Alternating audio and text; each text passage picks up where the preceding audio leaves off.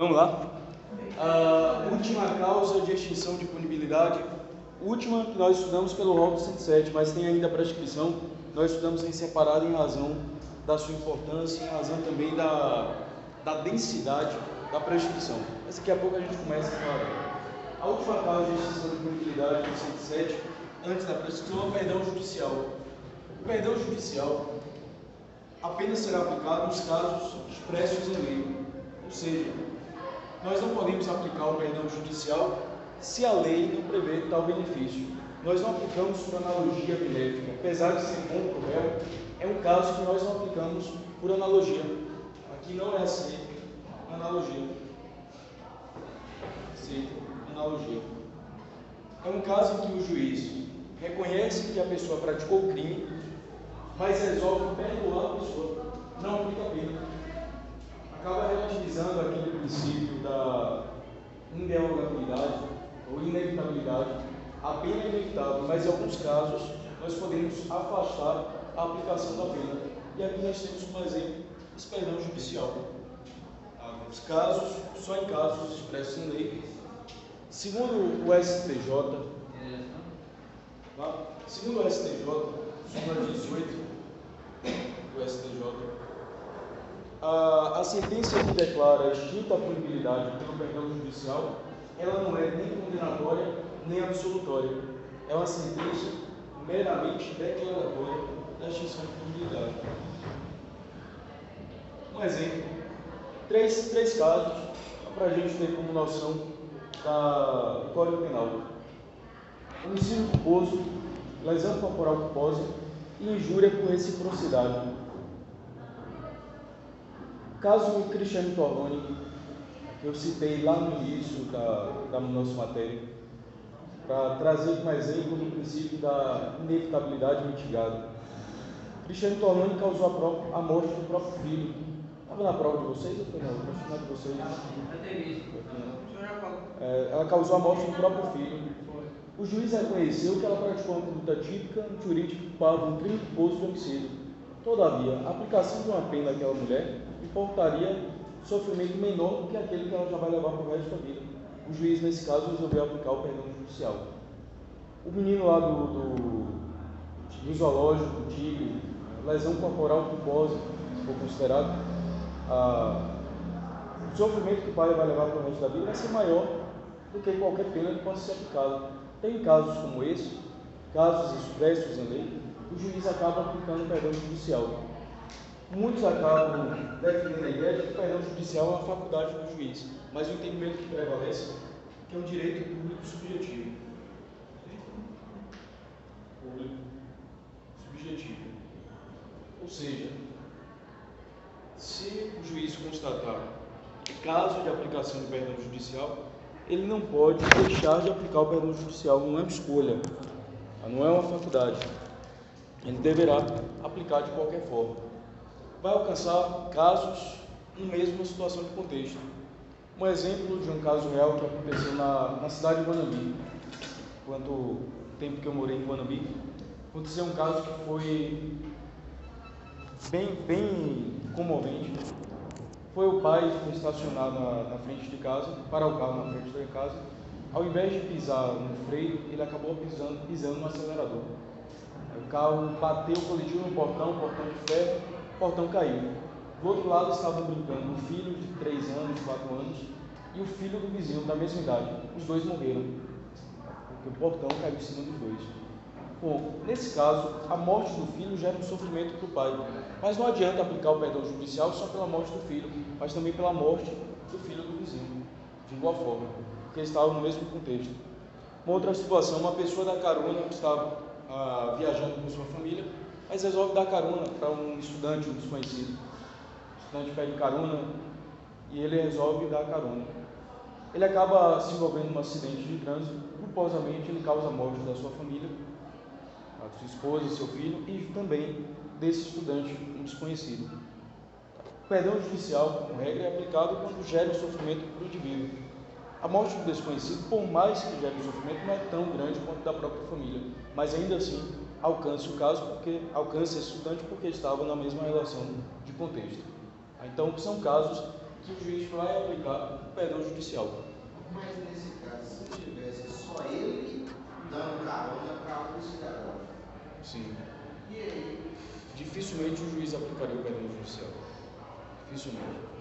É porque, nesse caso, houve homicídio culposo, mas não havia qualquer vínculo entre essas pessoas. Então, nesse caso, o juiz, não é que o juiz estaria proibido, mas dificilmente o juiz daria o perdão judicial. O juiz não precisaria dar o perdão judicial nesse caso.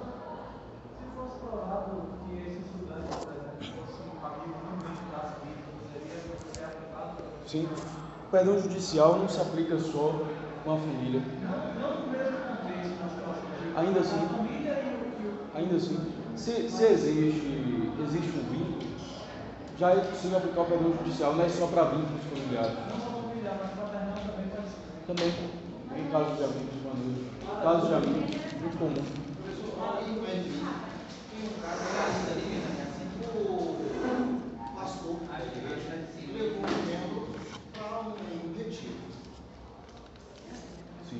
Só que esse retiro, ele aconteceu e na fazenda desse membro. Ele possuía aquela espingarda de chumbo. Os meninos, dois, o filho do pastor e o filho do dono da terra, descobriram onde estava essa arma e foram brincar com essa arma. Houve um disparo, o chumbo entrou no olho e perdeu o olho.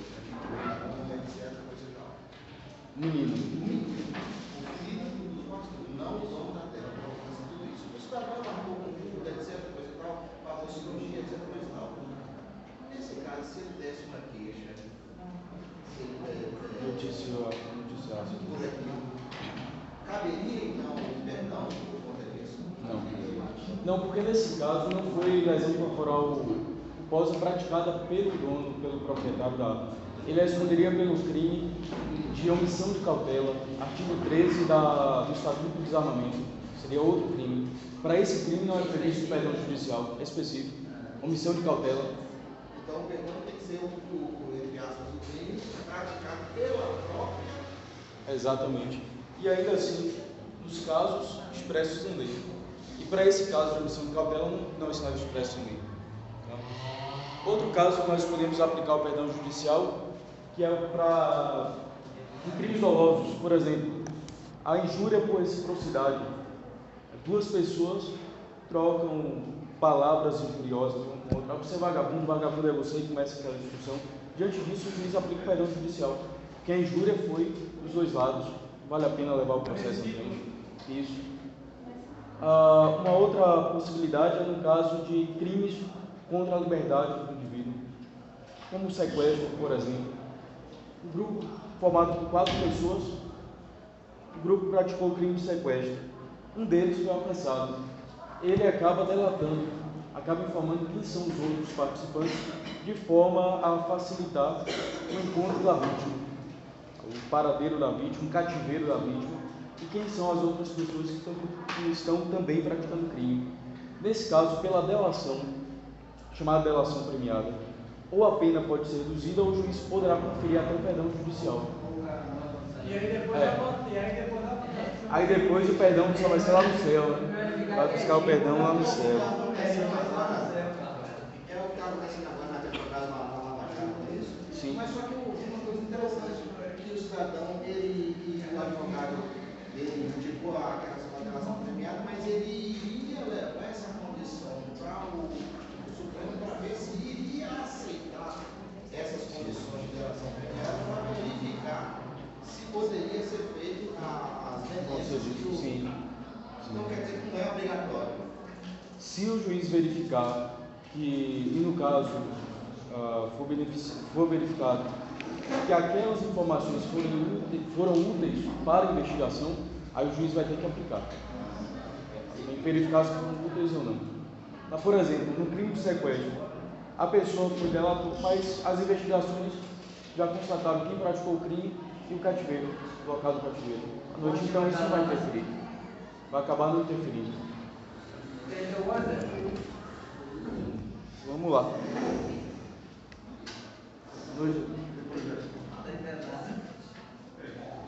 Pessoal, tranquilo aí o perdão judicial, beleza? Vamos deixar as causas de extinção de punibilidade.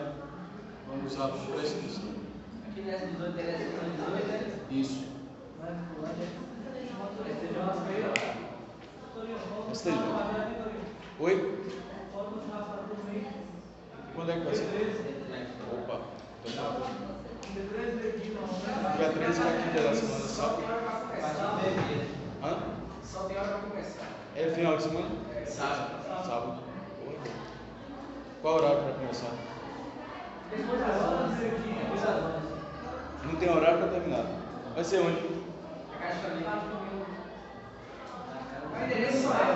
É só eu que esse endereço mais tarde que espalhe. Pronto. Passa o endereço já. Você vai mesmo? Vou. Só quero Eu vou dia 13. Dia 13. Sábado 13, né? Vou falar. Não, dia 13, né? Dessa vez é mais. Dia 6. Cara, ele falou que era dia 13. Não gosta? 6? Ah, você tá fora, é mais 13. Camila tá com isso dia 6. Não tem problema não, a gente vai dia 13. Não tem problema não. É até melhor.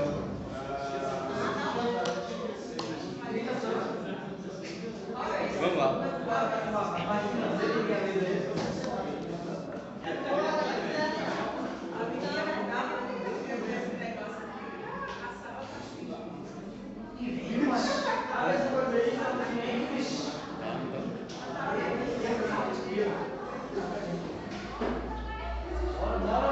Vamos lá? Vamos lá, pessoal. Vamos. Prescrição. Pessoal, eu vou pedir o máximo de atenção nesse assunto que a gente vai começar agora. Quando estivermos terminando, eu vou, lá na aula de amanhã, eu vou informar para vocês quais serão as questões, do assunto de cada questão da prova e qual assunto a gente vai tirar para a avaliação dessa unidade. Tem que ver o dia aqui, ó. Eu coloco depois. Para a nossa avaliação, não serão todos os assuntos, mas eu vou pedir um máximo de atenção em relação a esse assunto, prescrição. Esse assunto é muito melindroso, muitas núcias aqui deverão ser observadas com a maior cautela possível. Talvez, de penal parte geral, de toda a parte geral, penal 1 e penal 2, esse assunto seja o mais complexo de todos, dada a sua dificuldade, além de ser complexo, porque é um assunto de direito penal e direito processual penal ao mesmo tempo. Então, normalmente no penal se estuda de forma rápida, mas quando chega no processo penal dá um nó na cabeça por conta desse assunto, que ele possui algumas especificidades. Por isso que a gente já vai estudar agora com os aspectos de penal e direito processual penal. Para quando você chegar lá em processo penal, não ficou com um assunto superficial. A gente vai aprofundar mesmo no assunto de prescrição. Tá? Então, não vamos passar comendo por prescrição, vamos ter um máximo de atenção. Tem muitos elementos aqui de processo penal que nós vamos ter que trazer aqui para a gente conseguir compreender esse assunto. Tá? Bom, a prescrição é a perda do direito punitivo do Estado em razão do decurso do tempo. O Estado perde o direito de punir o indivíduo em razão do decurso do tempo. Então, pelo tempo, há uma extinção de punibilidade. Então, é considerada uma causa extintiva de punibilidade. Ela começa a ser prevista no Código Penal a partir do artigo 107, quando nós encontramos apenas uma referência. É uma das causas de extinção de punibilidade. Mas a sua regulamentação, a partir do artigo 109 do Código Penal, e nós encontramos a tabela do lapso temporal. Quem decora essa tabela, a gente vai colocar aqui do lado daqui a pouco, mas é preciso sabermos, desde logo, a importância da prescrição e dos prazos prescricionais que estão lá no artigo 109. Por estar previsto no Código Penal, e ainda assim, por se tratar de matéria referente ao direito substancial, esse prazo é considerado como prazo material. Nós contamos como prazo material. E o que é a contagem do prazo material? Nós incluímos o primeiro dia e excluímos o último. Incluímos o primeiro e excluímos o último. contamos de forma material. Diferente do processual, excluímos o primeiro e incluímos o último. O material, nós incluímos o primeiro dia e vamos excluir o último. De igual forma, esse prazo também é prorrogável. Considerado como prazo improrrogável. Improrrogável. Não pode ser suspenso em finais de semana. Não suspenso em finais de semana, nem feriados.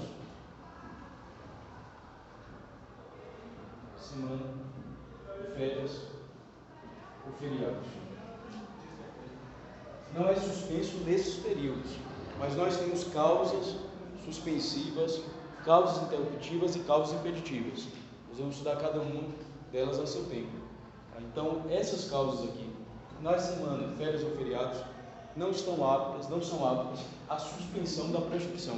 Nós temos casos específicos que levam à suspensão da prescrição. Tá? Não as férias, não os finais de semana, não os feriados. Mas nós temos outras causas que conduzem à suspensão da prescrição. Lembrando aqui que desde logo nós já temos uma diferença.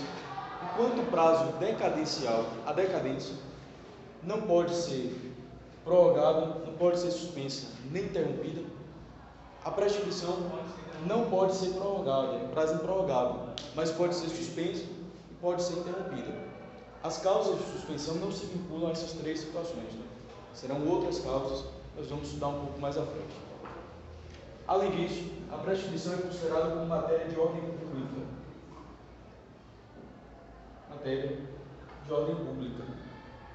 Dada a sua importância, não precisa ser alegado pela defesa. O juiz pode reconhecer de ofício, melhor, ele deve reconhecer de ofício. Reconhecimento de ofício. E além disso, vai servir como óbice da ação penal. Óbice da ação penal.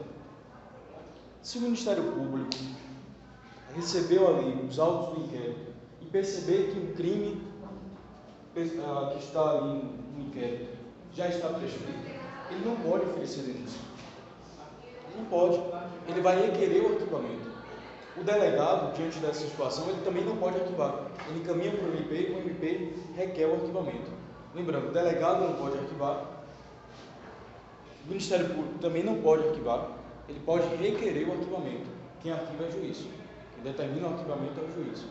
Então, se ocorreu já a prescrição, isso aqui é uma matéria de ordem pública. O Ministério Público não pode oferecer denúncia, deve requerer o arquivamento em razão da prescrição.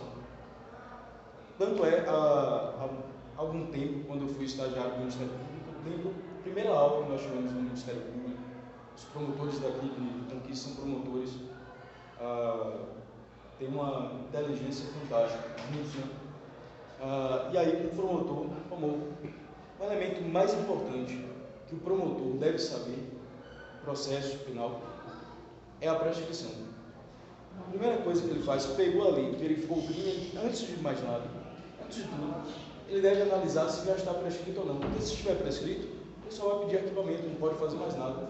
Não adianta insistir em novas diligências, não adianta oferecer a denúncia, vai ser a matéria de ordem pública, então ele tem que verificar logo isso. É exatamente isso que ele deve fazer. Verificar se está prescrito ou não, se ocorreu prescrição ou não. Mas no caso em que o Ministério Público, o promotor, não se atentou para isso, mesmo assim ofereceu denúncia, nessa situação, o juiz de ofício reconhece a prescrição e ele mesmo determina o arquivamento. Agora, caso o juiz também não tenha se atentado, aí sim, em matéria preliminar, a defesa vai alegar a prescrição. O juiz reconhece de ofício. Se não reconhecer de ofício, o tribunal vai reconhecer de ofício. Em matéria preliminar de defesa. Caso não seja reconhecido de ofício, matéria preliminar de defesa. Bom, temos uma divergência em relação aos fundamentos da prescrição. Qual a razão de ocorrência de uma prescrição? O que ocorre a prescrição? A primeira justificativa por uma segurança jurídica. ao infrator, para que ele não fique numa situação de insegurança, para que ele não possa ser punido a qualquer tempo. Particularmente essa justificativa, esse fundamento para a prescrição, ao meu ver, não é uma justificativa forte, não é um argumento plausível, tão plausível assim. Segurança jurídica ao infrator. Se ele não for punido no tempo hábil, ele não poderá ser punido no futuro. Se ele não for punido agora, daqui a 20, 30 anos, ele não poderá ser punido. Por uma questão de segurança jurídica ao infrator. É um argumento tão forte assim. O segundo argumento já é mais coerente. Uma forma de punir o Estado em razão de não atuar no tempo que deveria ter atuado. Ou seja, uma forma de forçar o Estado a atuar dentro dos seus prazos, dentro dos limites, são limites razoáveis. No caso do direito penal, qual seria então a punição material para o Estado? Nenhuma. Perde o direito, porque o Estado tem o jus puniendi. Se o Estado não exerce o direito de punir, ele vai perder esse direito. É uma forma de punir o Estado. A perda de um direito é uma punição ao Estado. É isso que eu já estou dando. Só o benefício. O Estado não perdeu materialmente nada.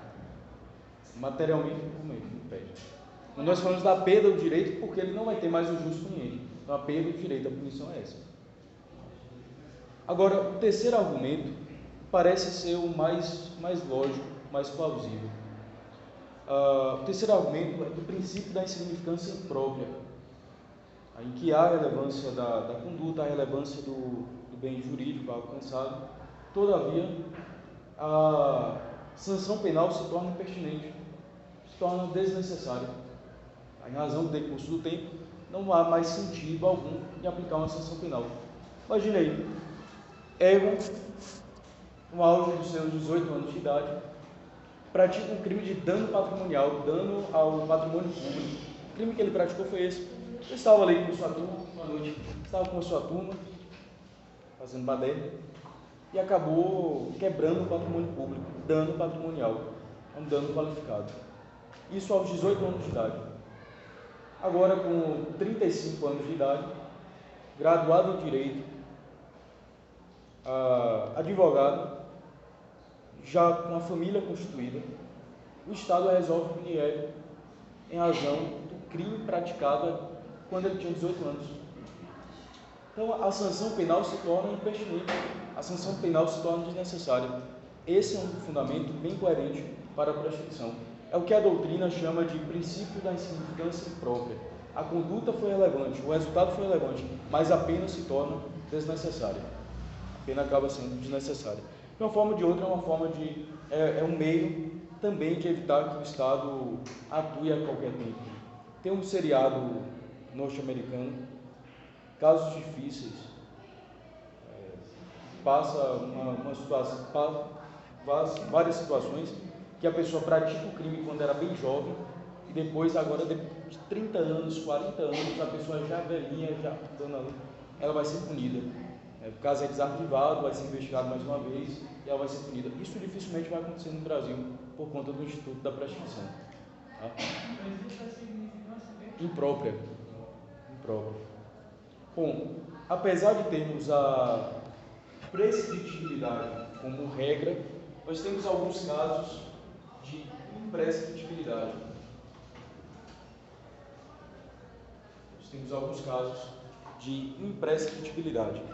Os casos de imprescritibilidade são estabelecidos pela Constituição Federal.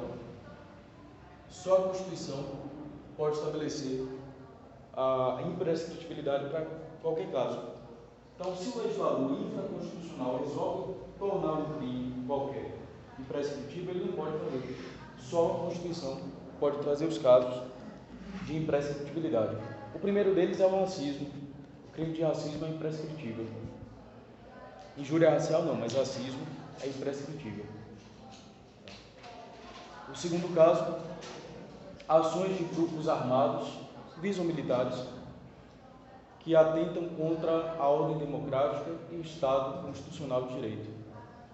Então, qualquer afronta ao Estado constitucional, à ordem democrática do nosso país, como, por exemplo, afronta a qualquer um dos chefes dos três poderes, executivo, legislativo ou judiciário, também será considerado como um crime prescritível.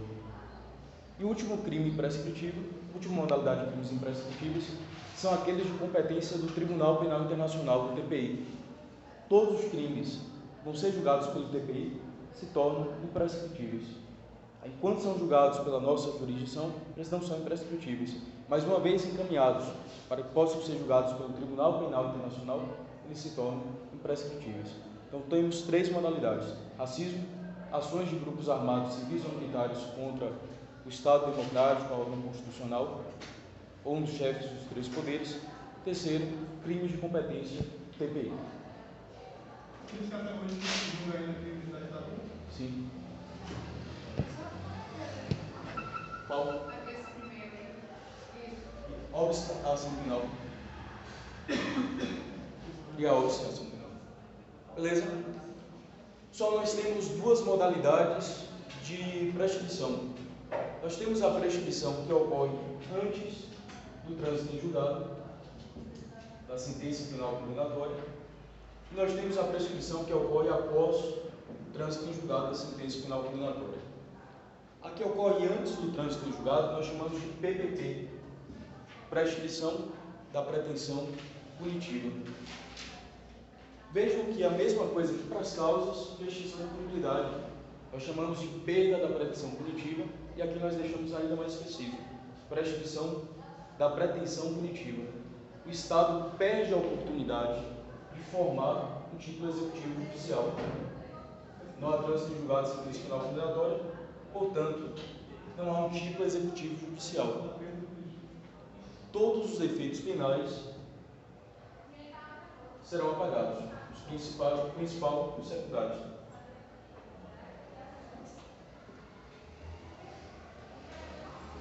Todos os efeitos serão apagados. Antes do trânsito em julgado, a PPP, prescrição da pretensão punitiva, é uma das modalidades. E aquela que ocorre após o trânsito em julgado, o Estado já formou o título executivo judicial. Já existe. Oi. Prescrição da pretensão punitiva. Prescrição da pretensão punitiva. O Estado perde o direito de punir o indivíduo. Por outro lado, a PPE, prescrição da pretensão executória. O Estado já formou o título executivo judicial. Isso aqui só vai apagar o principal efeito. Qual é o principal efeito da condenação? A pena. Não tem o status de incidente, o caso, nem mesmo maus antecedentes. Paga apenas o principal efeito.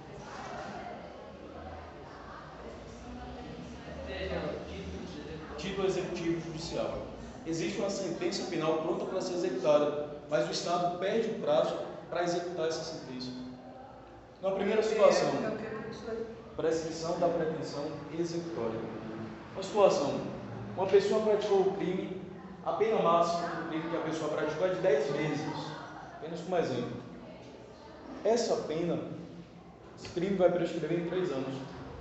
Passados 3 anos, o Estado não iniciou a ação penal, o juiz não se manifestou acerca do crime, ocorreu a prescrição, como foi antes do trânsito em julgado, prescrição da pretensão executória. Na outra situação, o juiz condenou a pessoa, já transitou em julgado uma sentença de 10 meses. O Estado tem 3 anos para iniciar essa execução. Se ele não inicia em 3 anos, essa pena que foi aplicada não vai ser executada. A pena será pagada, permanecem apenas os demais efeitos, incidência, maus antecedentes. Então, a PPP, o Estado pede a pretensão punitiva. Ele não forma o título executivo judicial, quem pede o trânsito em julgado da sentença penal condenatória. Já a PPE, título executivo judicial. Já a PPE, prescrição da pretensão executória, o Estado já formou o título, ele já condenou, mas ele vai perder agora o prazo para executar, para cumprir aquela condenação. Por isso que muitos chamam essa prescrição de prescrição da condenação. Que a pessoa pede, o Estado pede o prazo para executar uma pena que já foi aplicada. Por isso, prescrição da pretensão executória. Entendemos a diferença de uma para outra? Claro? Vamos lá. Oi? Parece mais o quê, primo? Não, a decadência impede o início da ação. Decadência impede o início da ação. É a perda do direito de queixa ou perda do direito de representação. Aqui não é perda do direito de Estado. É ação penal privada ou ação penal pública condicionada. Decadência não ocorre na ação penal pública. Agora, a prescrição pública é condicionada. A prescrição ocorre em qualquer caso. Qualquer espécie de ação ocorre a prescrição. Se for a PPP. Se for a PPE, como já formou um título executivo judicial, nós já temos o trânsito em julgado, então isso já vai servir como referência para incidência e mais antecedentes. Mas o principal efeito é apagado, só se apaga a pena aqui. Pela seguinte razão: a pessoa já foi condenada, vai.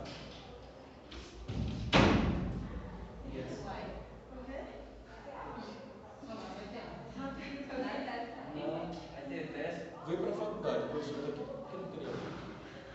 Mas vamos lá. Vamos lá. Hã? Calma. Porque senão seu mundo abaixo.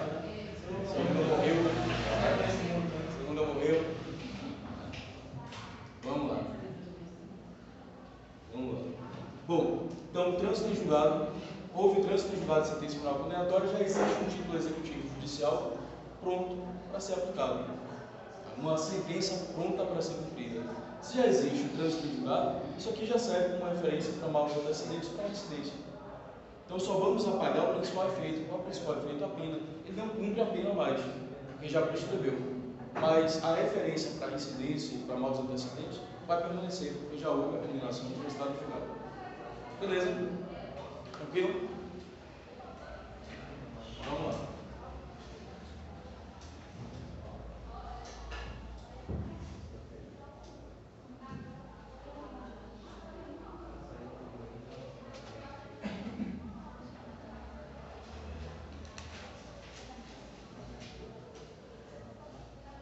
Posso pagar aqui já? Pagar?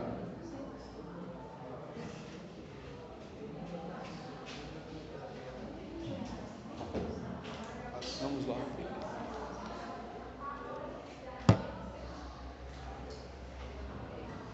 Só, vamos passar um tempo, a partir de agora, só com a PPP, prescrição da pretensão punitiva. Pretensão punitiva.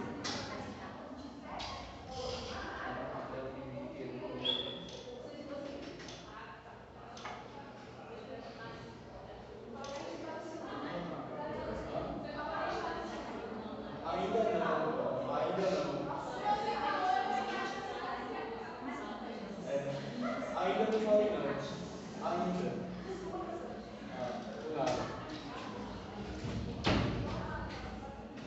Vamos lá. Prescrição da pretensão punitiva. O Estado perde o direito de formar um título executivo judicial. Ele perde o direito de condenar a pessoa, de ver transitando em julgado um título executivo, de ver transitado em julgado uma sentença final condenatória. Ocorrendo a PPP, a pessoa continua sendo considerada como réu primário? Como primário? Ele passa a ter maus antecedentes? Não, porque não existe trânsito em julgado da sentença final condenatória.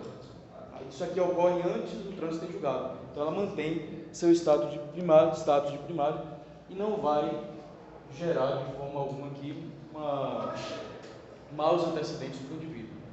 Então mantém o status de primário, mantém o status de bons antecedentes.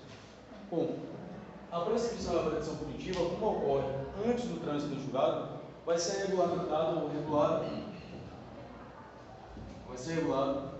pelo tempo máximo da pena abstrata. Da pena em abstrato. Por exemplo, o crime de furto possui uma pena de 1 a 4 anos. Qual o máximo da pena de furto simples? 4 anos. Então, eu vou calcular a prescrição, a PPP, de acordo com o máximo que o Estado pode punir. Qual o máximo que o Estado pode punir? 4 anos. Se estamos falando da perda de um direito do Estado, devemos possibilitar ao Estado o maior prazo possível. Então, vamos utilizar a pena máxima em abstrato, já que não foi aplicada nenhuma pena ainda, para calcularmos a prescrição. Caso do crime de homicídio simples, 6 a 20 anos, vamos utilizar o máximo da pena em abstrato para o cálculo da prescrição, 20 anos. Caso do homicídio qualificado, 12 a 30 anos, vamos utilizar o máximo da pena em abstrato para o cálculo da prescrição. Extorsão mediante sequestro com resultado de morte, 24 a 30 anos, utilizamos o máximo da pena em abstrato para o cálculo da prescrição. Homicídio culposo no trânsito, já vou colocar. Ele praticou lá com 18 anos, aí a pena máxima seria de 4 anos. Então, se com 5 anos o Estado já não podia mais... Eu vou colocar os prazos prescricionais aqui. Eu vou colocar, porque é uma tabela do 109. Oi? De cada crime é o prazo do prazo? De cada, a gente vai pegar o máximo da pena. Qual o máximo aqui? 20. Pego 20 anos, jogo na tabela do 109, do artigo 109. E vou verificar a partir desse quanto tempo vai prescrever. Nesse caso, por exemplo, o homicídio simples, você colocou com 20 anos a pena máxima. Se porventura ele for condenado depois de 19 anos, por último ano, o prazo para prescrição, traz algum benefício ao réu ou não? Na verdade, vamos ter vários prazos prescricionais e várias causas de interrupção do prazo. Se ele foi condenado com 19 anos, nós tivemos vários prazos interruptivos, inclusive esse. Zeramos o prazo a cada decisão. Cada decisão nós vamos zerar o prazo. Bom, o artigo que vai regulamentar o prazo prescricional é o artigo 109 do Código Penal. O artigo 109 do Código Penal vai trazer o prazo prescricional da seguinte forma: se a pena for menor que 1 ano, penas inferiores a 1 ano vão prescrever em 3 anos. Se a pessoa praticou um crime e a pena máxima em abstrato do crime é uma pena de 10 meses, quanto tempo prescreve? Em 3 anos estará prescrito. Tá? Pena superior ou igual a 1 ano, menor ou igual a 2 anos, prescreve 4 anos. Pena superior a 2, menor ou igual a 4 anos, prescreve em 8. Pena superior a 4, menor ou igual a 8, prescreve 12 anos. Pena maior que 8, menor ou igual a 12, prescreve 16 anos. E pena superior a 12 anos, prescreve 20. Essa é a tabela que nós encontramos. Então, até de 30 a 30. Sim. Prescreve 20. Prazo máximo seria esse. Só tem um caso que a prescrição é maior. Já vou colocar. Oi? Tabela do prazo prescricional. Artigo 109 do Código Penal. Só tem uma pena que não está aqui na tabela, mas a gente coloca aqui embaixo. Pena de morte. Prescreve em 30 anos. Pena de morte. Prescreve em 30 anos. Temos pena de morte? Em caso de guerra declarada. Imagina que uma pessoa pratica um crime de traição quando nós estivermos no período de guerra declarada. Nesse caso, a pena de morte pode ser aplicada para ele, vai prescrever em 30 anos. Passam 30 anos, o Estado nada faz, prescreveu o direito do Estado de aplicar a pena de morte. O maior prazo prescricional que nós encontramos era a pena de morte. Para as demais penas, o maior prazo é o de 20 anos. Pessoal, isso aqui vale tanto para a PPL quanto para a PRD. O prazo de prescrição das PRDs é o mesmo prazo da prescrição da PPL. Nós temos algumas exceções, mas estudamos um pouco mais à frente. PPL para PRD. A tabela é essa. Precisa decorar a tabela? Não. Há necessidade de decorar a tabela. A gente vai deixar aqui porque, à medida que vamos trabalhar com os exemplos, a gente vai colocando aqui na tabela e vai encaixando aqui. Tá? Imaginemos uma situação. O criminoso nacional praticou um crime. A pena máxima para o crime que você cometeu é uma pena de 6 anos. Qual o tempo que o Estado tem para iniciar a ação contra você? 6 anos, jogamos na tabela, pena maior que 4, até 8. 12 anos o Estado vai ter. A Corinthians praticou um crime cuja pena máxima é de 14 anos. Jogamos essa pena aqui na tabela. Quando é que vai prescrever? Maior que 12, prescreve 20. A pessoa praticou um crime cuja pena máxima é de 1 ano. Jogou na tabela, prescreve 4. Cuja pena máxima é 10 anos. Jogou na tabela, prescreve 16. O senhor acabou de falar que utilizaríamos a pena máxima como referência para a prescrição. E agora você está falando que, de acordo ao quadro, se considera. Não. Eu vou pegar a pena máxima para aquele crime e jogo a pena ali naquela tabela para verificar em quanto tempo isso será prescrito. Você falou anteriormente? Não. O que eu falei anteriormente, eu pego a pena máxima abstrato, que foi combinado. Pego aquela pena e vejo na tabela em quanto tempo ela vai prescrever. Um exemplo, a pessoa praticou o crime de furto. Qual a pena do crime de furto simples? 1 a 4 anos. Qual a pena máxima do crime de furto? 4. Eu pego esses 4 anos e vou verificar, né, de acordo com essa tabela, em quanto tempo ele vai prescrever. Pena de 4 anos está em qual faixa aqui? Aqui. Até 4 anos, prescreve 8. Se fosse uma pena máxima de 3, prescreve 8. Pena máxima de 2 anos e meio, prescreve 8. Mas você falou anteriormente que prescreveria no 4. Eu entendi assim, tá? Não. Eu falei que eu tomo como referência a pena máxima. Tomo como referência a pena máxima. Porque nós teríamos uma situação um pouco incoerente se o tempo da pena fosse o mesmo tempo da prescrição. Eu pego o máximo da pena, a pena será regulada pelo tempo máximo da pena abstrato. Eu pego o máximo em abstrato, nesse caso aqui 4 anos, jogo na tabela e verifico em quanto tempo vai prescrever. Tá? O pessoal tem que invertir um pouco. Sim. A prescrição é o prazo que o Estado tem de atuar contra o indivíduo, é o prazo que ele tem de executar aquela pena que o indivíduo tem, é o prazo que o Estado tem de terminar o processo contra aquele indivíduo. O que é? Tudo. É o prazo que o Estado tem para iniciar a ação. Uma vez iniciada a ação, é o prazo que o Estado tem para decidir. Uma vez decidido, é o prazo que o Estado tem para decidir acerca do recurso. Uma vez tendo o recurso transitando em julgado, é o tempo que o Estado tem para executar. Porque a prescrição ela não ocorre apenas antes do início da ação. Ela pode ocorrer antes, durante ou até mesmo depois, quando o processo já está encerrado. E quando ela inicia? Sim. Quando é que ela inicia? Vamos falar de todos os casos.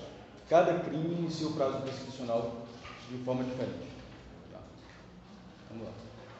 Pessoal, mais à frente nós falamos da pena de multa e de outras penas mais específicas. Porque a pena de multa nós temos um certo ponto de divergência.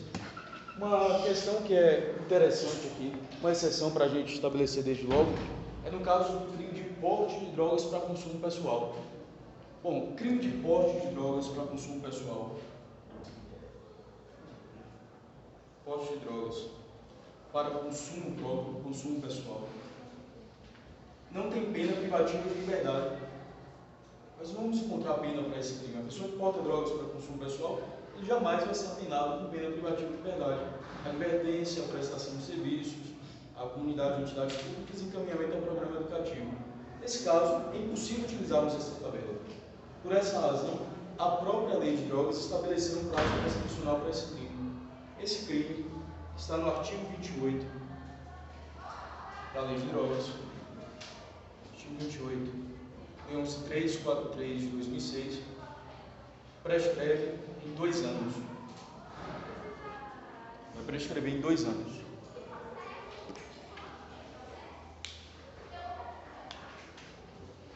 Prescrição desse crime 2 anos.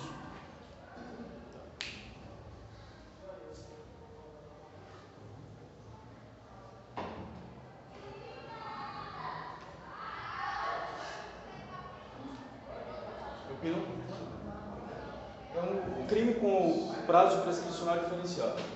Caso de porte de drogas para consumo pessoal, prescreve 2 anos. Não, antes tinha. Lá em cima não tem. O menor prazo prescricional antes de 2010 era de 2 anos. Onde tem aqui 3, vejam que nós seguimos uma lógica aqui matemática, né? 4, 8, 12, mais 4, né? Então aqui é 2 anos. Aí duplicava 4, duplicava 8, somava mais 4, mais 4, mais 4. Depois, a lei de 2010 foi alterada, o prazo passou a ser 3 anos. Antes tinha 2, só 3. Mas o porte de drogas prevaleceu 2 anos. Caso de 2 anos. Vamos lá. Pessoal, as agravantes e as atenuantes não interferem no prazo prescricional. As agravantes e atenuantes não interferem no prazo prescricional. Por qual razão? Porque nós não sabemos quanto o juiz poderá agravar, quanto o juiz poderá atenuar. Elas não interferem no prazo prescricional, exceto 2, por determinação da lei. Exceto a senilidade e a minoridade. Senilidade e minoridade.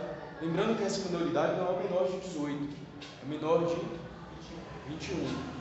Aí a senilidade é maior de 70, de acordo com a lei. Nesses 2 casos aqui, que são 2 atenuantes, o prazo prescricional será pela metade.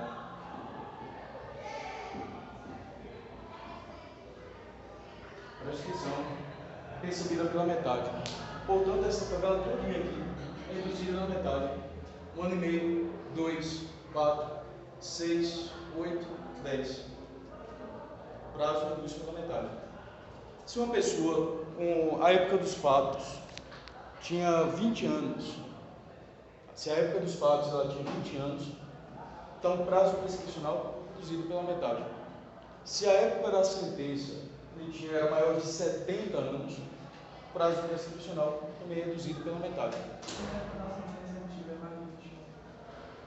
A gente olha para a minoridade, nós vamos olhar a data do fato. Para a senilidade, a data da sentença. A senilidade, sentença e minoridade na época dos fatos. Isso. Exceto nesses casos. Tá? Há uma grande tentativa de considerar o estatuto do idoso, a senilidade passaria a ser maior de 60 e não de 70. Mas ainda prevalece o entendimento legal, que é o maior de 70 e não maior de 60, porque vamos utilizar o que informa a lei. Se for maior de 60? Aí depende do juiz considerar se aplica o entendimento jurisprudencial ou pela lei, porque pela lei é só maior de 70. Se for 60, ele é julgado normalmente. Isso, o prazo prescricional é o mesmo.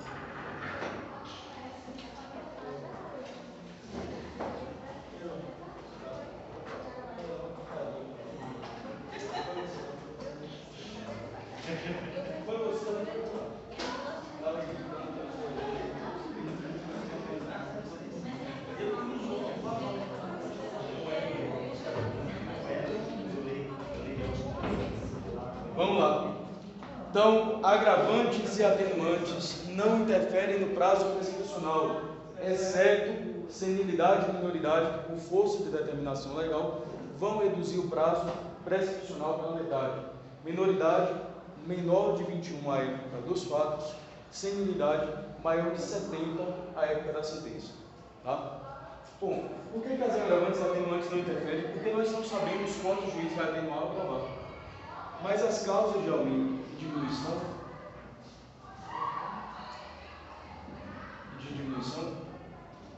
interferem no prazo prescricional, já que nós sabemos qual o máximo que o juiz pode aumentar e qual o mínimo que ele pode reduzir, qual o máximo também que ele pode reduzir. Nós já temos um critério formado aqui. Nesse caso, se for causa de aumento, devo calcular a prescrição com o maior aumento possível. Se for causa de diminuição, a menor diminuição. Já explico isso aqui. Se for causa de aumento e diminuição, diminui o mínimo e aumenta o máximo. Olha só, se eu estou falando, hipoteticamente, se eu estou falando a perda do direito do Estado, eu devo possibilitar ao Estado o maior prazo possível. Se o Estado pode aplicar uma pena e aumentar essa pena no máximo, o prazo prescricional deve ser calculado de acordo com o máximo. Se o Estado pode aplicar uma causa de diminuição, eu devo diminuir o mínimo possível para permanecer um patamar elevado para calcular a prescrição.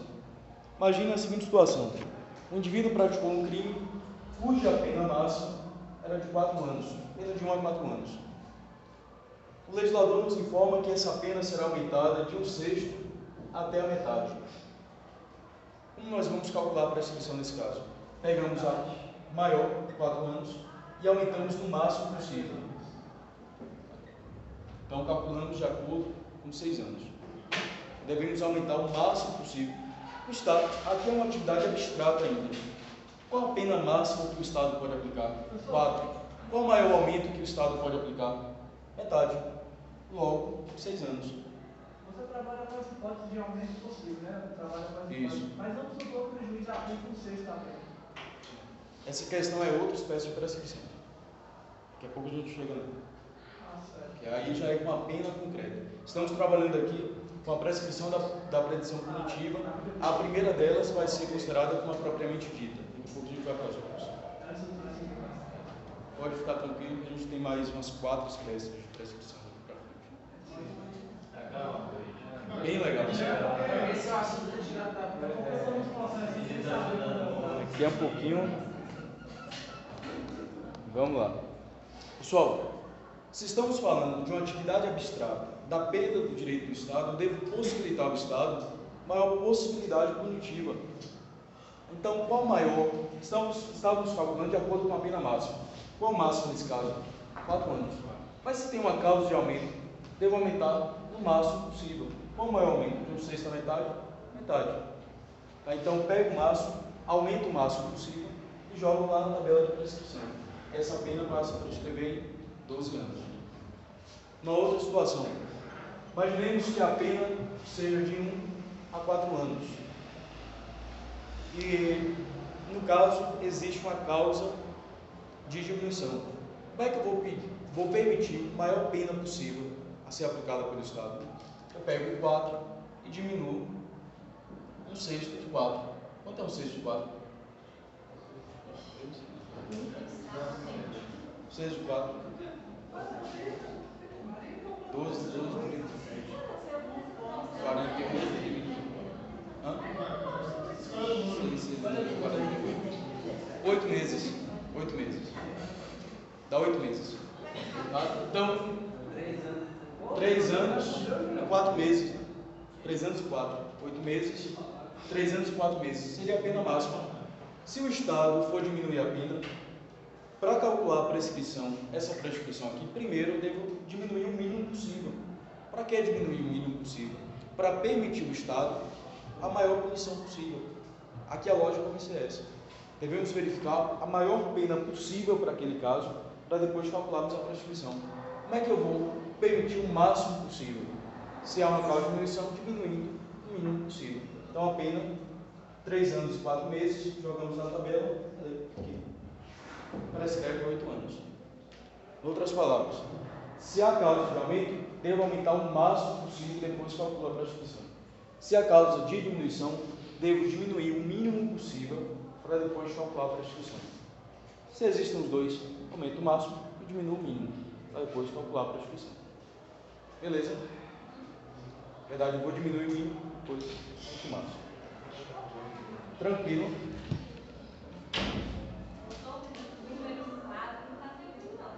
Hã? A gente quer essa parte ainda mais tranquila da prescrição.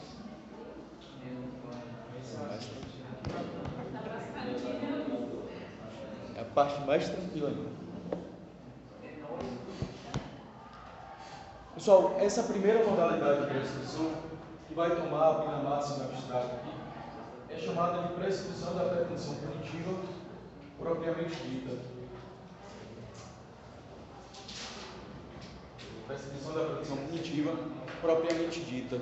vai ser calculado de acordo com o máximo da pena registrada. Se existe causa de aumento o máximo possível, depois calcula a prescrição. Se existe causa de diminuição, diminua o mínimo possível, para depois calcular a prescrição.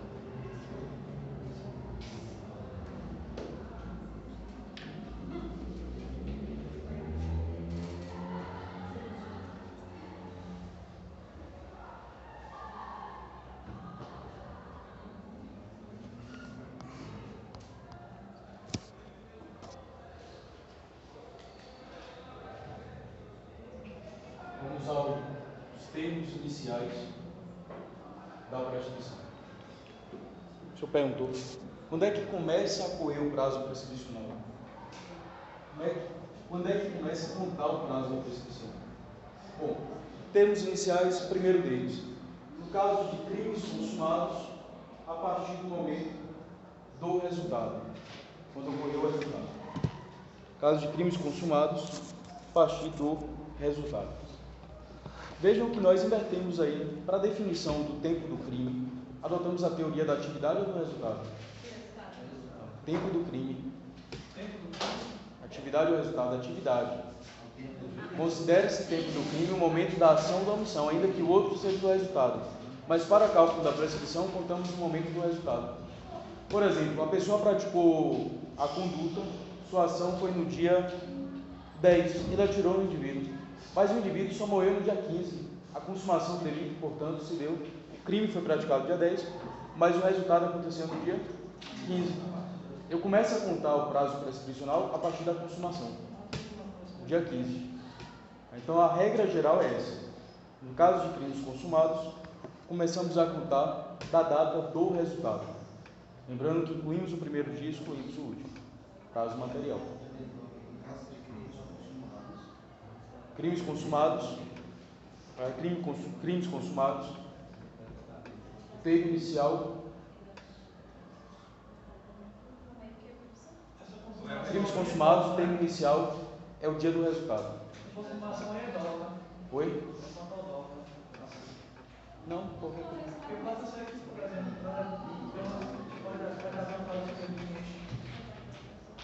Mas isso aí vai interromper nexo de causalidade, a gente vai ter que verificar, isso aí é bem antes. Para verificar se existiu o crime ou não. Tenta matar, não mata. Mas morre hospitalar. A infecção hospitalar está na linha de desdobramento fático natural e será responsabilizado pelo crime consumado. Se ele não tivesse levado o tiro, estaria no hospital, não seria A infecção hospitalar está na linha de desdobramento natural, é comum acontecer. Então, agora, se fosse o exemplo lá da ambulância, do acidente, ele responderia pelo crime tentado. Aí, crime tentado. Porque é um evento que não está na linha de desdobramento natural.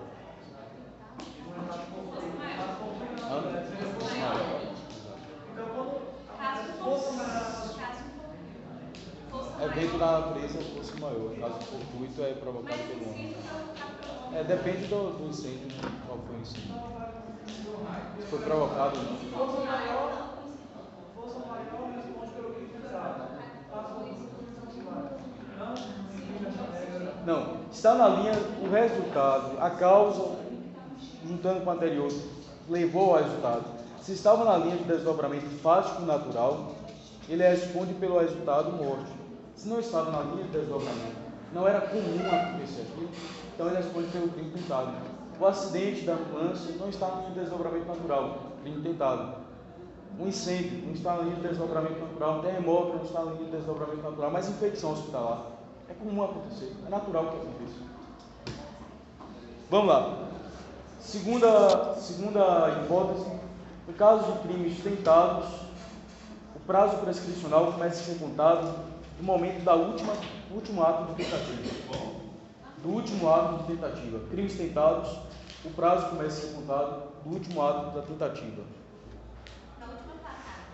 Na última facada. Se começou a esfaquear no dia 10 e terminou de esfaquear no dia 11, mesmo assim a pessoa sobreviveu, tá? Começa a contar do dia 11, não do dia 10.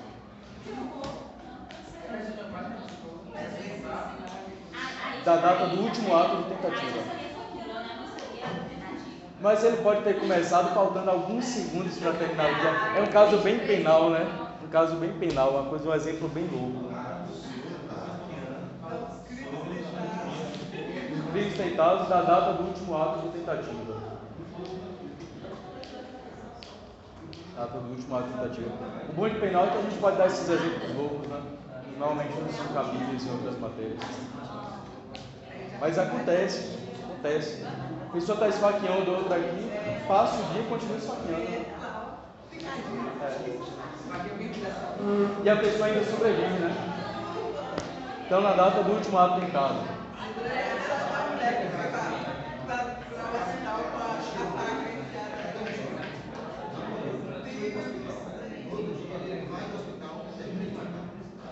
Aí vai ser consumado, né? Se ele conseguiu matar, entra na regra geral, na primeira hipótese. No caso de crime consumado, quando houve o resultado. Agora, no crime tentado, por exemplo, ele compareceu no hospital e tentou novamente. Aí começa a contar da data do último ato de tentativa. Da data da tentativa. Do ato da tentativa. E a pessoa fica viva, né? Vamos lá. No caso de crimes permanentes, começa a ser contado da data da cessação da permanência. Crimes permanentes, da data de cessação da permanência.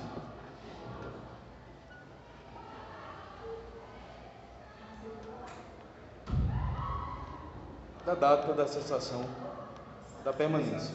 Isso. Cessação, cessar, permanência. Um exemplo de crime permanente, sequestro.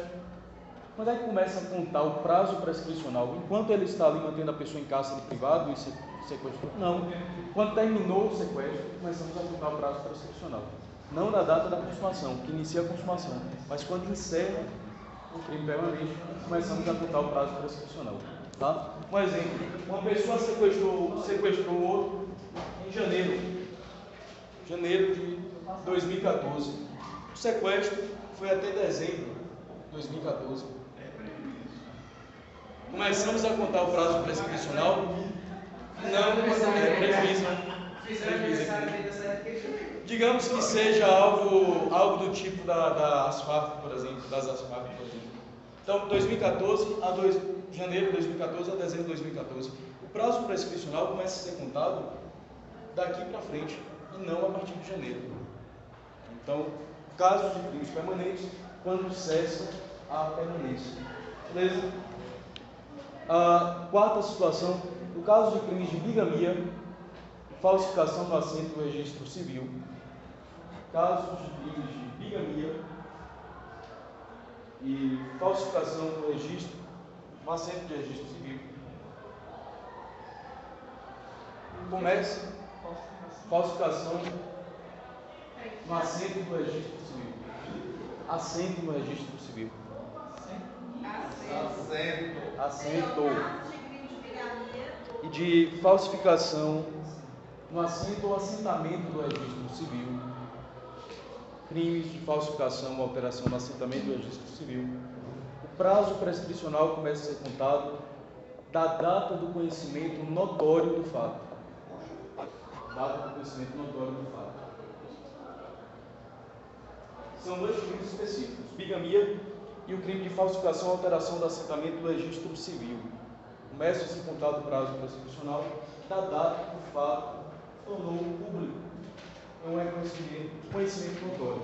Por exemplo, uma pessoa no ano de 2000 se casa aqui na Bahia, caminhoneiro, né?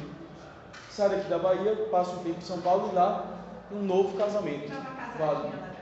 Dá uma casadinha lá também, né? Casamento válido.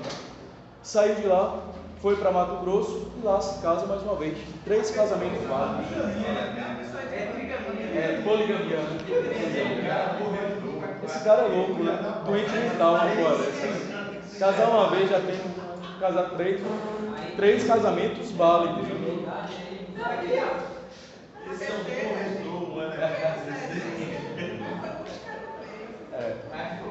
Foram os 3 ao mesmo tempo. Né? Nesse caso, digamos que esses crimes esses crimes permaneceram em segredo.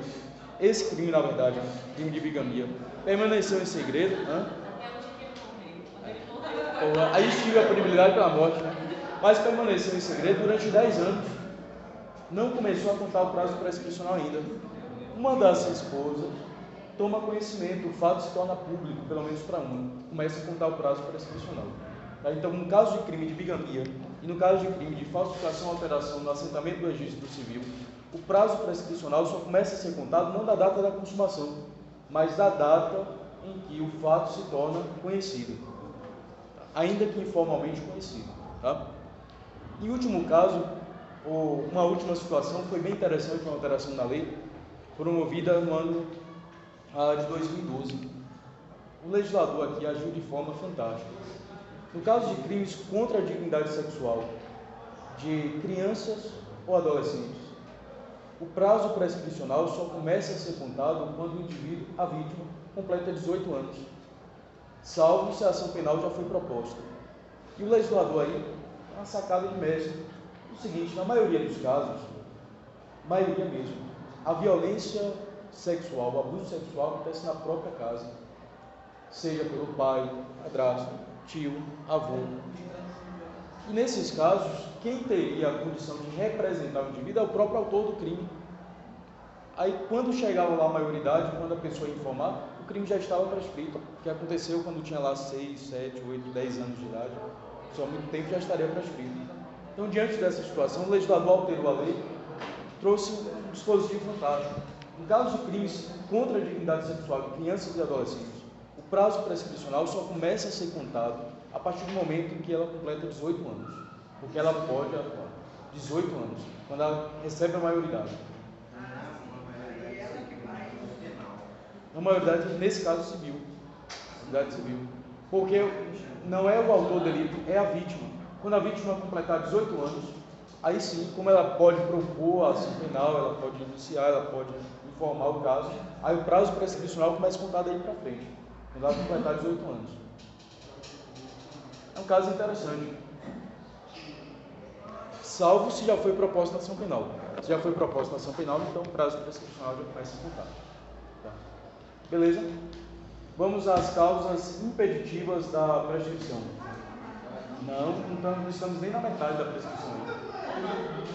Não chegamos nem na metade ainda.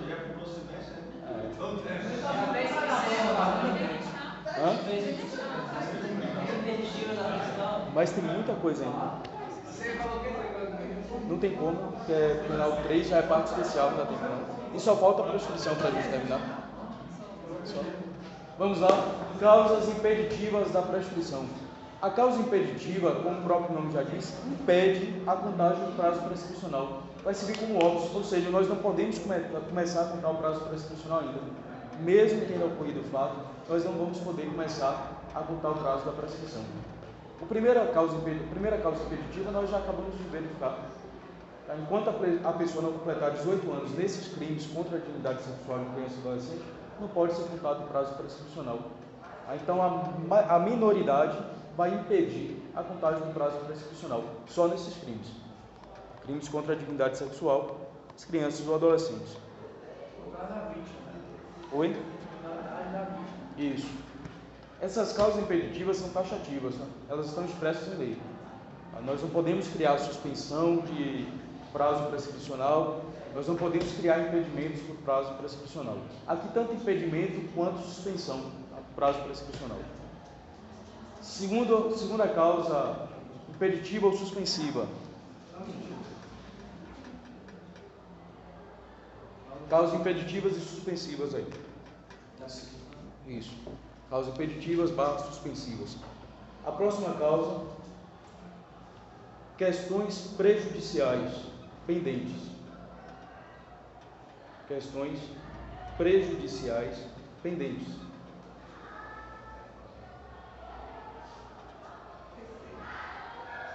Questões prejudiciais pendentes. Oi? No caso de bigamia, quem é que vai dizer se existem 2 ou mais casamentos válidos? É o direito penal? É o processo penal? Não, qual é? É uma sentença lá na esfera civil. Então, assim, é um caso uma questão que prejudica o andamento de qualquer ação na esfera criminal. Então, enquanto não passar em julgado a sentença que anula o casamento lá na esfera civil, nós não podemos contar o prazo aqui.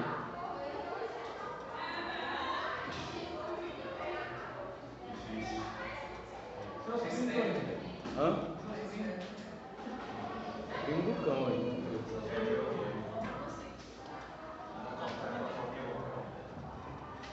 Vamos lá. Próxima causa impeditiva ou suspensiva, cumprimento de pena no estrangeiro. Primeiro porque eu vou ter outra ordem. A ordem desse livro está assim. Entendeu?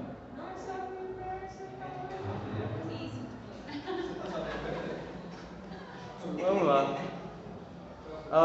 Cumprimento de pena no estrangeiro. Se a pessoa praticou um crime no Brasil, mas ele está cumprindo pena no estrangeiro por outro delito, enquanto ele não terminar de cumprir lá, nós não podemos contar o prazo prescricional aqui. Seria até incoerente.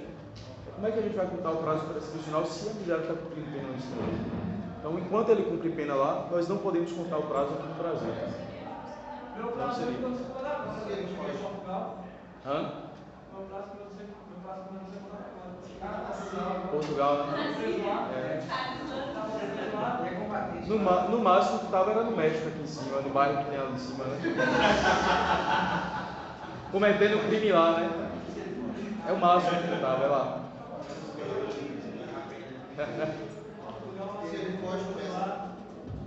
Se ele foge, nós contamos, aí já é PPE, a gente começa a contar o prazo quando ele é recapturado. Mas não é causa suspensiva nem interditiva, não. Foragido, não. Quer dizer que estava no México. Tem um índice grande de tráfico no México, né? Aí está explicado. Se tu prender aqui, elimina metade do tráfico que dá. Né, Corinthians? Verdade. Vamos lá. Também suspende prazo prescricional a suspensão condicional do processo. Nós já estudamos suspensão condicional do processo para diferenciar do FUCINA. Suspensão condicional do processo. Suspensão condicional do processo.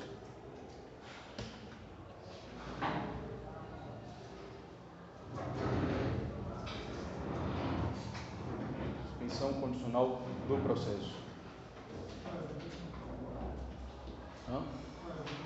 Quando a pena mínima do crime for de até 1 ano, o juiz poderá suspender o processo.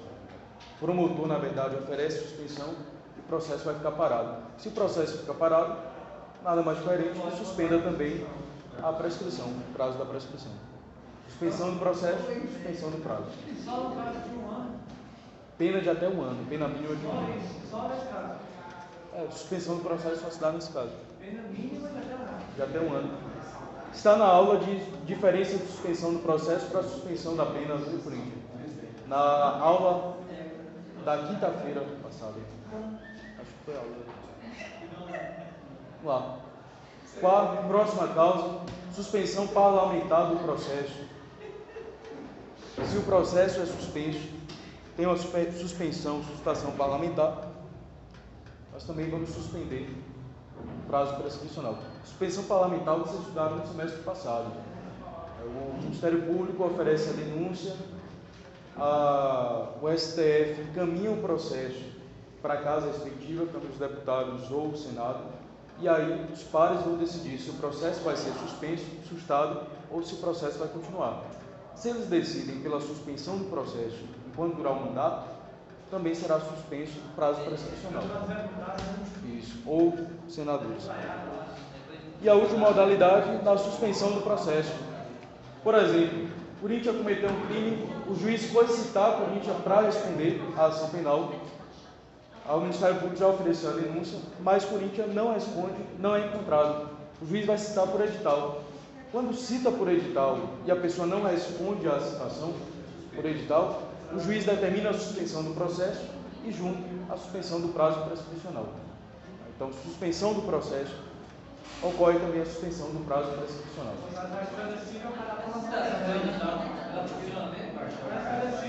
É feita, mas quase ninguém responde.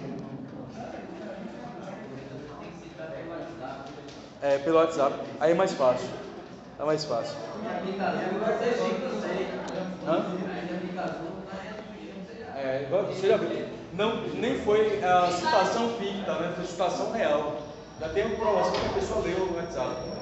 Vamos lá. A norma é uma realidade boa, gostei da ideia. Mas não, foi agora que eu estava lá no comentário, o juiz não gostou da data. Isso é tudo doido. Foi ali, foi já uma resenha, mas que houve o juiz não houve a mensagem dele como oficial, se até mandado. Vamos lá. Foi citado. Aí fizeram a resenha. O senhor pode dar uma necessidade do processo não é conseguido, não adianta aí mandou uma material embaixo. O print. Vamos lá. Pessoal. Sorte na minha carreira. Tem aula amanhã.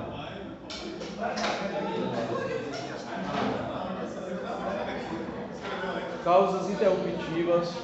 Para a gente encerrar, causas interruptivas da prescrição. Para a gente encerrar, causas interruptivas da prescrição da petição punitiva. Causas interruptivas da PPP.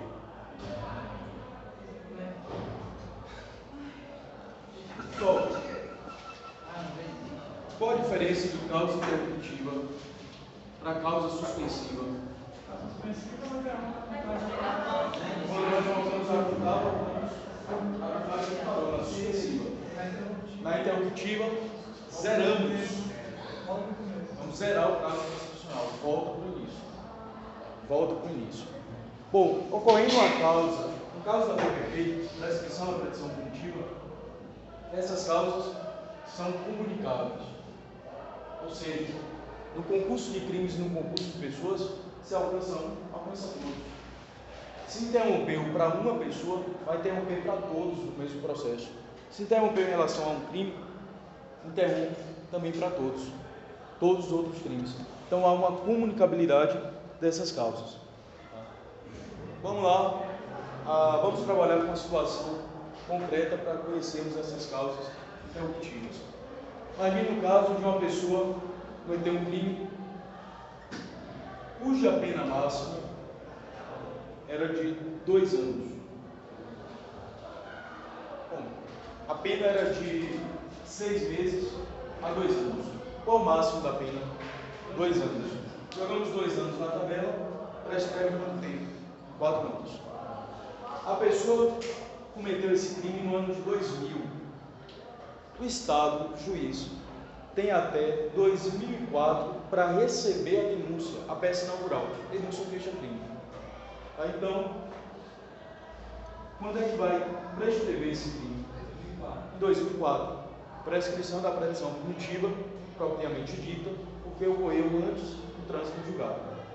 Hipótese comum essa aqui, e de forma linear. Veja, a pessoa cometeu em 2000, 2004 está prescrito. Tranquilo? Tranquila essa situação? Prescrição em 4 anos, porque as penas de 2 anos, máximo de 2 anos, prescrevem 4.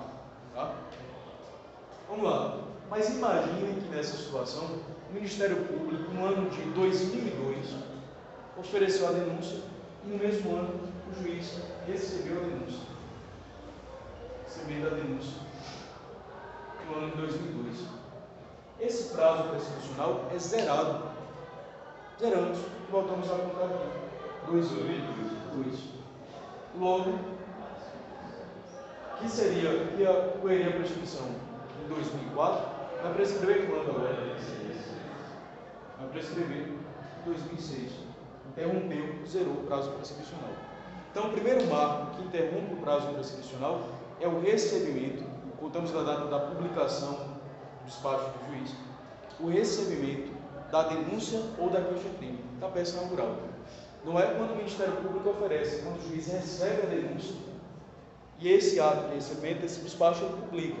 Aí zeramos o prazo prescricional, começamos a contar do zero mais uma vez. O primeiro marco interruptivo é esse. O Estado agora, o juiz que já recebeu a denúncia, passa até agora 4 anos para decidir. Então o prazo prescricional foi zerado, então ele tem 4 anos para decidir. Logo, a prescrição vai ocorrer agora em 2006.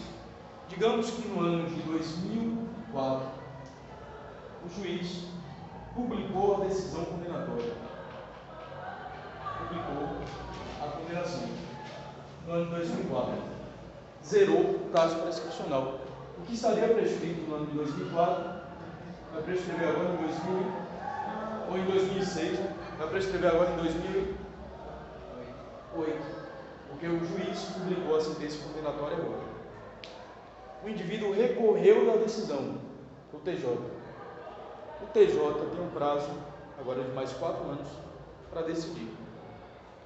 Ao decidir, vou colocar aqui 2006, o TJ alterou substancialmente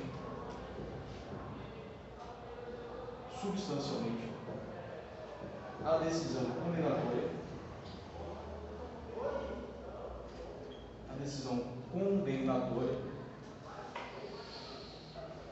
alterou substancialmente, ou se era uma decisão absolutória, transformou em condenatória. Da publicação do acordo, da decisão do TJ, que alterou substancialmente aquela decisão condenatória, ou modificou a decisão absolutória, nós temos como marco interruptivo, que seria, que aconteceria em 2008 a prescrição, nós zeramos por essa decisão TJ, publicação do acordo, vai prescrever quando agora? 2010. Então, nós conhecemos aqui 3 marcos interruptivos. 3 marcos zeraram o prazo prescricional. O primeiro deles, o recebimento da denúncia ou da queixa, sempre contando do ato de publicação, despacho. Segundo, a decisão publicada, decisão condenatória publicada.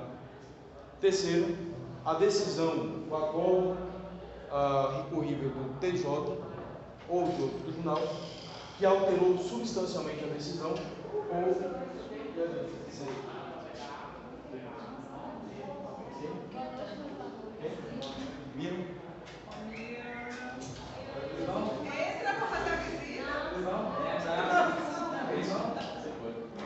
vamos lá.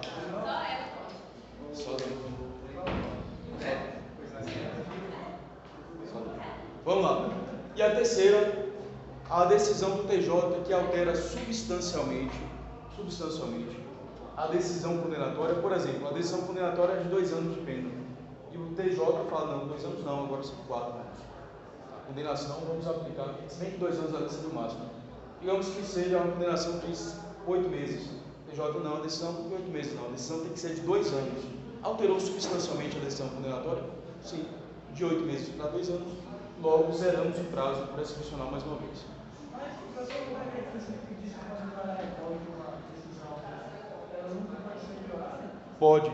Pode, se o Ministério Público recorrer, pode. O Ministério Público também. Sim.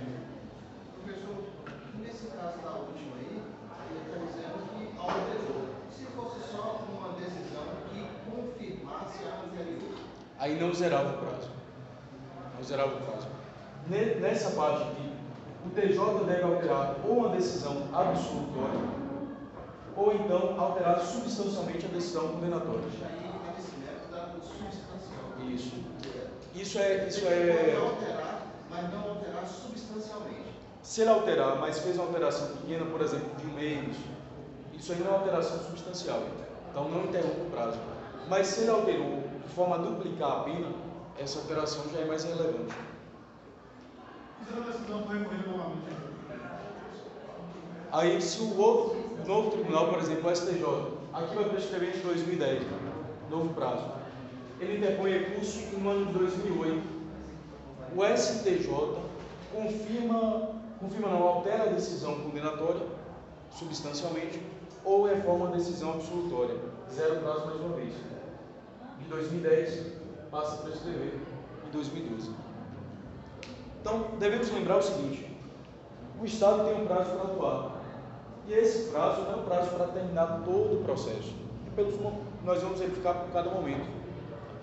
Entre o crime e o recebimento da denúncia, entre o recebimento da denúncia e a decisão condenatória, entre a decisão condenatória e a alteração substancial dessa decisão condenatória ou a reforma de uma decisão absolutória, e entre essa decisão e uma possível reforma lá pelo STJ.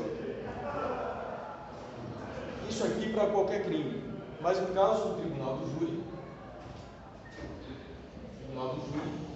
que a gente encerra nesse ponto aqui. A pessoa não é nem um pouco irônica, então para isso. Mas é o semestre todo, tá? E para inscrição tem que ser bem lento mesmo, porque para inscrição é... Vamos lá.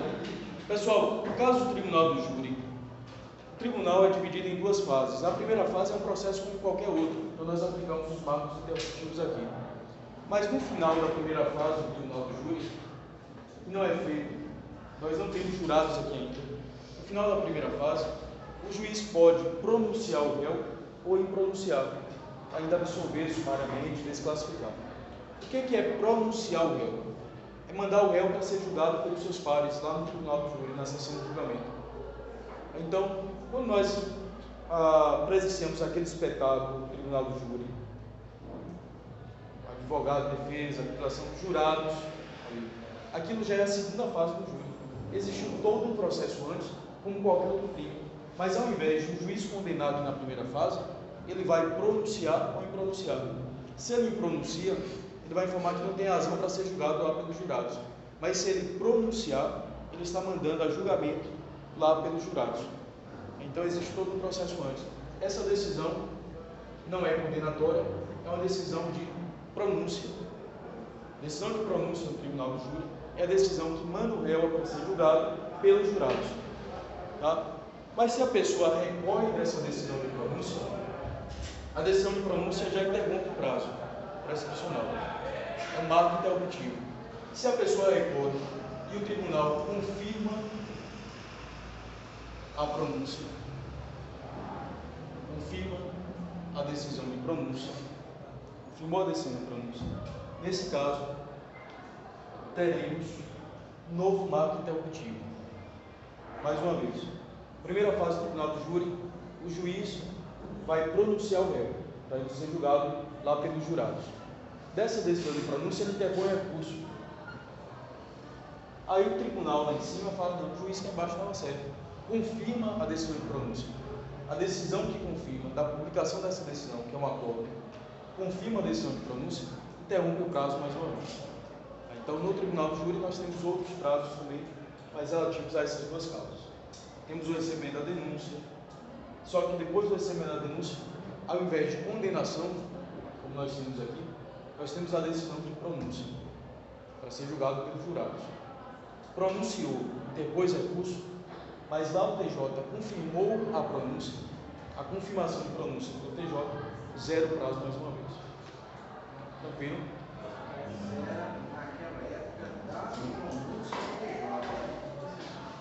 Da seguinte forma, em 2000,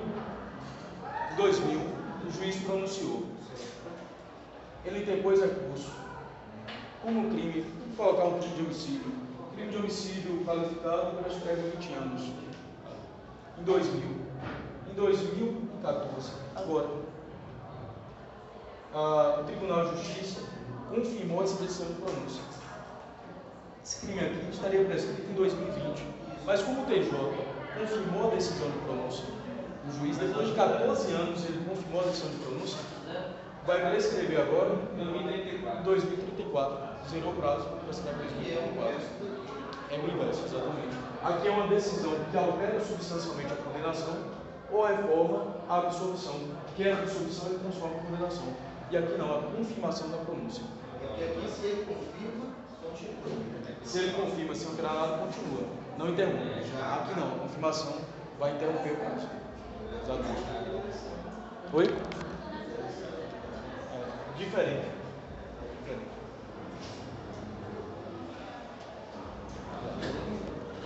Prescrição por hoje.